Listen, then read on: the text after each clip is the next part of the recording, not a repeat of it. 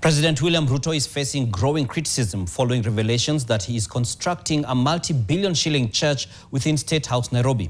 Although the president, insists he is personally funding the project, questions are being raised over the legality, location, and the message it sends in a religiously diverse country. NTV's David Mudhoka takes a look at the controversy and the constitutional questions it has triggered, including criticism from religious leaders. On Friday, the Daily Nation revealed that the construction of a 1.2 billion shilling church is already underway within State House grounds.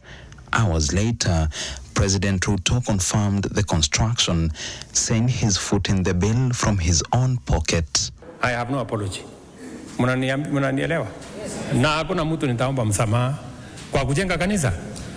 Tutajenga kanisa ya Mungu. Shetani akasirike. But that has done little to calm growing public concern. Legal experts argue the move raises questions about fairness, public procedure, and the role of personal faith in public office, while religious leaders too are speaking out. According to ACK Archbishop Jackson Olesapit, and I quote, "I have no problem with building a place of worship. The problem is the location. Putting a church in State House is a declaration that Christianity is the state religion against the Constitution, which defines Kenya as a secular state that embraces all religions.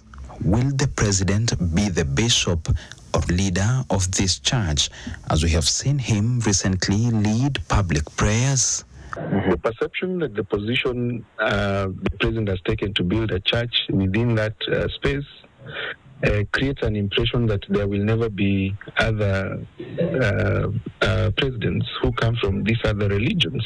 Beyond the symbolism, legal minds are also pointing to a lack of procedural compliance and a dangerous blurring of personal belief and public office. You could be an occupant of any public office or any office within our governmental structure. You could be a practicing Christian, Muslim, you could be an atheist for, whatever reason. But that is your personal practice. That is your individual belief. For as long as you are occupying that office, you do not then get to drag that to work, so that you'll find someone perhaps saying, we're going to be having a session of maombi within this hour to this hour for as long as I'm CEO of this place or for as long as I'm managing director of this place. And the same applies to the head of state. They also questioned the lack of transparency in funding, approval, and public participation in a structure of this magnitude within a government installation. The president really needs to rethink whatever it is he is attempting to do. He is setting us on a path of very many problems. So from a social perspective, to a political perspective, to also a financial perspective. Because then whoever takes over from him eventually, if they decide that we don't need this thing and we're going to tear it down, who's going to refund those monies? Because I am not buying it that he is financing it from his pocket. With what monies? If really, truly, your source of funds is only the salary that we give you, if you're not, picking from the public funds, kitties that you have access to as head of state. Was there an executive decision that there ought to be a church within the State House first? And secondly, was this issue debated in Parliament? Was it budgeted for? And this controversy is not the first.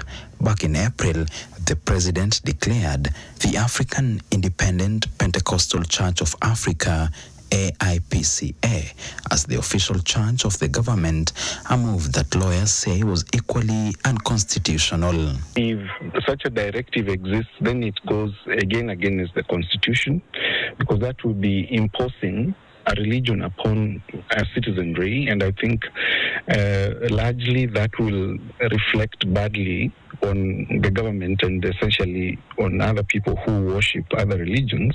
Presidency serves an entire nation. Where is the element of the symbol of unity if all you're playing is divisive politics? And yes, you're a political figure. And yes, there's a place for politics in this country. But even if you're going to play politics as a game, there's a reason why games have rules. David Mudhoka, NTV, Nairobi.